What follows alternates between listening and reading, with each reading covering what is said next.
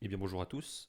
Aujourd'hui, petite vidéo pour vous faire comprendre à quel point la détente verticale est importante sur Football Manager. Je vois beaucoup de gens, enfin j'ai toujours vu beaucoup de gens se plaindre des tactiques à un seul attaquant. Et du coup, je vais en parler sur cette vidéo parce que c'est très important de faire comprendre aux gens à quel point ils passent à côté de beaucoup de choses en jouant d'une façon qui n'est pas la bonne. Donc je vais tout de suite vous expliquer comment va se passer la vidéo. D'abord on est sur une save, on sera sur deux saves avec Brest, une avec Steve Mounier en attaquant devant tout seul sur le 4-3-3, donc comme ceci, et une autre save où on sera avec Lionel Messi devant. C'est pour vous montrer à quel point en fait il y a des attributs quand vous êtes un attaquant seul devant qui sont importantes. Donc je vais tout de suite vous montrer donc, le profil de Steve Mounier. Steve Mounier c'est un joueur de Ligue 1. C'est vraiment Ligue 1, Ligue 1, Ligue 1. Mais la seule chose qui va le différencier vraiment de la plupart des attaquants de Ligue 1, c'est que lui, il a énormément de détente. Enfin, énormément. À partir de 17, on peut appeler ça élite. Dans une attribut, si tu es 17 dans un attribut, c'est que tu fais partie de l'élite. Tu fais partie du 1%. Des joueurs de la save, etc. En fait, il a tout. Donc, c'est un attaquant pivot. Donc, il a tout pour gagner des duels. C'est le principe de l'attaquant pivot. C'est pas pour ça qu'il faut qu'il joue attaquant pivot. C'est pas parce qu'il manque d'accélération, c'est pas parce qu'il manque de vitesse qu'il doit jouer attaquant pivot. On a souvent entendu que moi j'ai souvent entendu personnellement, avant que je m'intéresse moi-même à FM, que vous deviez adapter vos tactiques à vos joueurs et entre guillemets faire avec les postes qui sont les meilleurs pour vos joueurs. C'est pas vraiment vrai, hein, parce que tout simplement, Mouni dans cette tactique, il joue attaquant avancé, hein. Et pourtant, il a aucun problème à marquer. Il a marqué 41 buts en 34 matchs. Je ne sais pas si on se rend compte de ce que c'est 41 buts en 34 matchs, mais c'est exceptionnel. Tout simplement parce que s'il gagne des duels, il marque. Je l'ai déjà répété beaucoup de fois. Mais comme vous le voyez ici, ce genre de profil peut jouer attaquant avancé et va quand même faire pivot. L'attaquant avancé, ça ne veut pas dire qu'il renie toutes ses tâches. Enfin, il va utiliser ses points forts. Dans tous les cas, il va avoir des longs ballons, il va avoir des centres, il va faire des remises dans tous les cas. Il va être là, il sert un point de fixation, même en tant qu'attaquant avancé. Et ça, c'est un truc que si il a les deux qualités d'attaquant avancé et d'attaquant de pivot, c'est un élite. C'est Haaland. Haaland est le meilleur attaquant du jeu parce que tout simplement, il peut faire les deux. Ça peut être un joueur qui gagne des duels et un joueur qui marque, tout simplement. Un joueur qui prend la profondeur. C'est tout ce que vous cherchez. Pour moi, c'est trois choses-là que vous devez avoir chez un joueur. C'est un joueur qui a de la détente, donc qui peut gagner des duels. Un joueur qui peut courir, donc accélération, vitesse. Et un joueur qui peut finir anticipation, concentration, dribble. Parce que ces trois notes-là vont vraiment vous apporter beaucoup plus dans la profondeur. La finition, optionnelle, mais à partir de 12-13, on est sur une bonne note. Ça suffit pour marquer beaucoup de buts. Euh, donc je voulais tout simplement vous montrer donc, les deux exemples et vous expliquer, donc, c'est surtout vous montrer en quoi la détente est un facteur si important quand on joue à un buteur, même à deux buteurs. Mais simplement, quand vous jouez à deux buteurs, vous pouvez, entre guillemets, être un peu plus. Vous pouvez être laxiste en gros sur la détente. Vous pouvez jouer avec des joueurs qui ont 14, 15. Ça marchera mieux parce que si vous avez deux joueurs, ça veut dire que vous aurez souvent un joueur à la retomber autour. Alors que quand il n'y a qu'un seul joueur devant, il n'y a pas de second ballon en général. En général, c'est lui et sa chance. Donc c'est pour ça que quand vous êtes un attaquant, je vous conseillerais de toujours maximiser la détente. Même si vous enlevez de la vitesse, si vous avez un joueur qui saute plus mais qui est moins rapide, je vous le conseillerais toujours. Par contre, à deux buteurs, c'est notre histoire parce que vous pouvez avoir deux joueurs qui sont entre guillemets à 13-14 partout et qui fonctionnent très bien ensemble parce qu'à deux, c'est plus simple de gagner tout simplement. Donc maintenant, je vais charger la save avec Messi. Hop. Et vous allez voir, donc rappelez bien, hein, 41 buts en 34 matchs de Ligue 1 pour Mounier. 27 buts en 34 matchs de Ligue 1. Pourtant, pourtant, pourtant, Messi est un monstre technique, monstre mental, et physiquement, il est toujours, entre guillemets, bien au-dessus de Mounier. Et pourtant, les faits sont là, il n'est pas aussi performant que Mounier.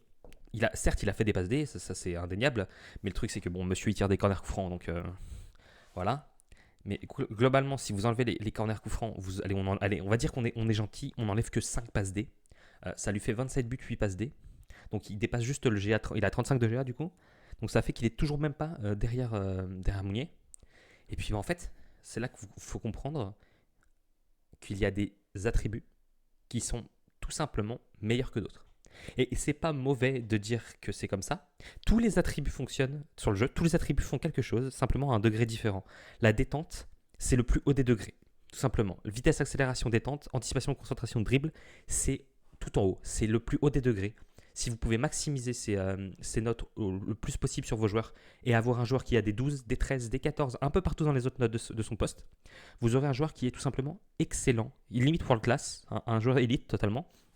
Si vous avez un joueur qui a 17 dans chaque note entre guillemets primordiale, ben le gars va tuer tout le monde en fait. Il n'y a pas de question à se poser, même si c'est un défenseur et qu'il a que 10 de tacle, un latéral qui a 10 de tacle mais qui a 17 partout. Mais vous en foutez. Le tacle, c'est pas un truc qui va vous faire mieux tacler, c'est un truc qui va vous faire prendre simplement moins de jaunes. C'est la seule différence. Ce n'est pas le tacle à proprement parler en mode beauté du tacle, c'est tout simplement. Il va moins faire des tacles dangereux pour faire une faute, tout simplement. Enfin, ça va faire provoquer moins de fautes. Plus il y a de tacles, moins vous provoquez de fautes. Mais ça ne va pas faire que votre joueur tacle mieux. Il va simplement va tacler pareil, sauf qu'il va avoir plus de risques, c'est tout. Pareil pour placement, marquage, si c'est un défenseur. Bon, bah, malheureusement, c'est pas effectif autant qu'on le pense, quoi. Un joueur qui a 12, bah, ça suffit. Ça suffit, même si ça paraît contre-intuitif, ça l'est totalement. Je suis d'accord que c'est pas normal que marquage, placement pour un défenseur, enfin, même marquage, placement, même tacle, c'est pas important, mais je trouve ça pas normal que genre 7-8 notes soient vraiment au-dessus de toutes les autres. J'espère que pour FM25, il va y avoir un rework de ça, parce que ça va être dommage sinon, parce que concrètement, vous pouvez littéralement jouer sans les techniques, en fait. En fait, si je pouvais faire un skin, je virais toutes ces aptitudes, sauf les dribbles. Simplement parce que c'est quasiment la seule attribut technique qu'on a besoin. Les autres attributs techniques, de toute façon, si vous avez un bon joueur, seront à 12-13. Le joueur ne peut pas être nul. Si vous avez un joueur qui a beaucoup d'aptitudes dans les bonnes notes, il sera globalement bon. Donc ça veut dire qu'il sera largement suffisant pour avoir des 12, des 13, des 14 sur les autres attributs, et il sera world class sur les autres attributs. Du coup, ça fera de lui il va tout détruire en fait, ça fera de lui un crack. Juste si vous le mettez dans les bonnes tactiques avec les bons joueurs autour de lui, le mec va être monstrueux, totalement monstrueux. Voilà. Donc c'était juste pour vous démontrer, c'était une très petite vidéo juste pour vous expliquer, pour vous montrer, surtout que l'exemple est extrêmement parlant. On parle de Steve Mounier à 125 de niveau, mais si on a 185, on est sur quelque chose où il y a 60 de niveau de différence. Je ne sais pas si on se rend compte de ce que c'est 60.